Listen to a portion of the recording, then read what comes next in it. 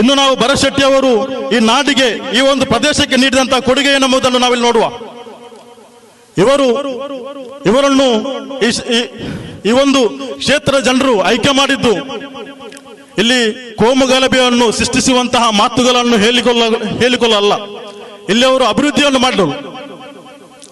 ಈ ಒಂದು ಹೂಬ್ಳಿ ವ್ಯಾಪ್ತಿಯಲ್ಲಿ, ಗುರುಪುರ ಹೂಬ್ಳಿ ವ್ಯಾಪ್ತಿಯಲ್ಲಿ ಕನಿಷ್ಠ ಒಂದು ಪ್ರೈಮರಿ ಹೆಲ್ತ್ ಸೆಂಟರ್ ಇಲ್ಲ, ಕನಿಷ್ಠ ಒಂದು ಡಿಗ್ರಿ ಕಾಲೇಜ್ ಇಲ್ಲ.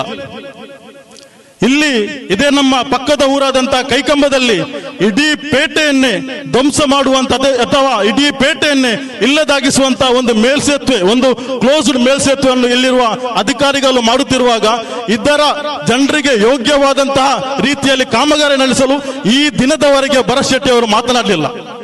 ಇವರು ಇಲ್ಲಿ ಬಂದು ನಮಗೆ ಹೇಳಿರುವಂತದ್ದು, ನೀವು ಅಡ್ಡೂರಿಗರು ಮಿನಿ ಪಾಕಿಸ್ತಾನ ಅಂತ ಹೇಳಿ.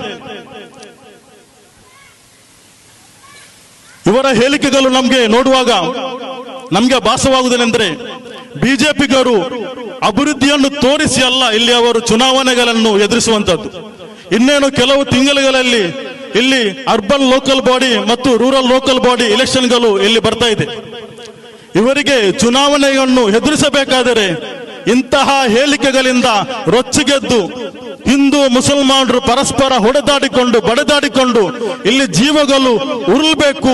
ಆ ಉರಿದಂತಹ ಜೀವಗಳನ್ನ ಮೇಲೆ ನಾವು ತಮ್ಮ ರಾಜಕೀಯ ಬೇಳೆಯನ್ನು ಬೇಯಿಸಬೇಕಂತ ಹೇಳಿ ಯೋಚನೆಯನ್ನು ಮಾಡಿದ್ರೆ, ಭರತ್ ಶೆಟ್ಟಿ ಅವರೇ ಅಂತಹ ಯೋಚನೆಗಳನ್ನು ತಾವು ಇನ್ನು ಮುಂದೆ ಯೋಚಿಸಬಾರದು. ಯಾಕಂತ ಹೇಳಿದ್ರೆ ಕಳೆದ ಸರಿಸುಮಾರು ವರ್ಷಗಳಿಂದ ಅಡ್ಡೂರಿನಲ್ಲಾಗಲಿ ಅಡ್ಡೂರಿನ ಪರಿಸರದಲ್ಲಾಗಲಿ ಒಂದೇ ಒಂದು ಘಟನೆಗೆ ಇಲ್ಲಿರುವಂತಹ ಮುಸಲ್ಮಾನರು, ಹಿಂದೂಗಳು, ಕ್ರೈಸ್ತರು ಅದಕ್ಕೆ ಅವಕಾಶಗಳನ್ನು ನೀಡಲಿಲ್ಲ. ಇನ್ನು ಮುಂದೆ ಕೂಡ ನಾವು ಅದಕ್ಕೆ ಅವಕಾಶಗಳು ನೀಡುವುದಿಲ್ಲ ಅನ್ನುವಂತೆಲ್ಲ ಹೇಳಿಕೆಯಲ್ಲಿ ಇಚ್ಛೆ ಬರ್ತಾ ಇದ್ದೇನೆ. ಇನ್ನು ಮಾನ್ಯ ಪೊಲೀಸ್ ಅಧಿಕಾರಿಗಳಲ್ಲಿ ನನಗೆ ಹೇಳಿಕೆ ಇರುವಂತದ್ದು, ಪೊಲೀಸ್ ಅಧಿಕಾರಿಗಳೇ, ಲೋಕಸಭೆಯ ವಿರೋಧ ಪಕ್ಷದ ನಾಯಕರಾದಂತಹ ರಾಹುಲ್ ಗಾಂಧಿ ಅವರು ಒಂದು ಮಾತನ್ನು ಲೋಕಸಭೆಯಲ್ಲಿ ಪ್ರಸ್ತಾಪನೆ ಮಾಡ್ತಾರೆ.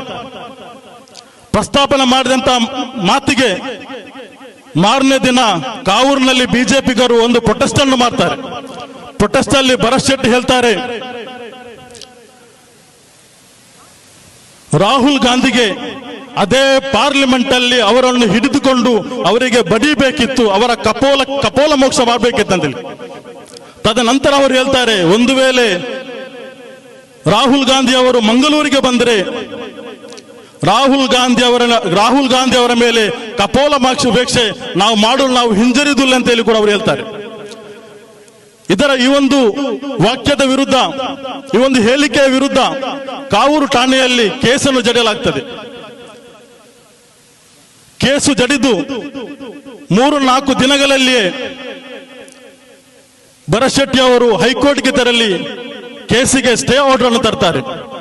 ಅಂದ್ರೆ ಇಲ್ಲಿಗೆ ನಮ್ಗೆ ಕಾಣಲಿಕ್ಕೆ ಸಿಗುವಂತದ್ದು, ಒಬ್ಬ ದೇಶ ವಿರೋಧಿಯಾದಂತಹ ಹೇಳಿಕೆ ಅಥವಾ ಒಂದು ಸಮಾಜದಲ್ಲಿ ಏನೋ ಅಸಹಜವಾದಂತಹ ವಾತಾವರಣಗಳನ್ನು ನಿರ್ಮಾಣ ಮಾಡಬೇಕೆಂಬ ಉದ್ದೇಶವನ್ನು ಇಟ್ಟುಕೊಂಡು ಹೇಳಿರುವಂತಹ ಹೇಳಿಕೆಗಳನ್ನು ಇಲ್ಲಿರುವ ಪೊಲೀಸ್ ಇಲಾಖೆ ಎಷ್ಟೊಂದು ಗಂಭೀರವಾಗಿ ಪರಿಗಣಿಸ್ತದೆ ಅಂತ ಹೇಳಿ ನಮ್ಗೆ ಇಲ್ಲಿ ಯೋಚನೆ ಮಾಡಬೇಕಾಗ್ತದೆ. ಈ ಒಂದು ಭರತ್ ಶೆಟ್ಟಿಯ ಹೇಳಿಕೆ ವಿರುದ್ಧ 1 ವಾರದ ಹಿಂದೆ ಇಲ್ಲಿ ಕೇಸನ್ನು ಫೈಲ್ ಮಾಡ್ತೇವೆ. ಈ ದಿನದವರೆಗೆ ಅವರ ಮೇಲೆ FIR ಕೂಡ ದಾಖಲಾಗುವುದಿಲ್ಲ. ಅಂದರೆ ಏನೋ ಪರ್ಮಿಷನ್ ಕೊಟ್ಟಾಗೆ ನಮ್ಗೆ ಇಲ್ಲಿ ಕಾಣ್ತಾ ಇದೆ.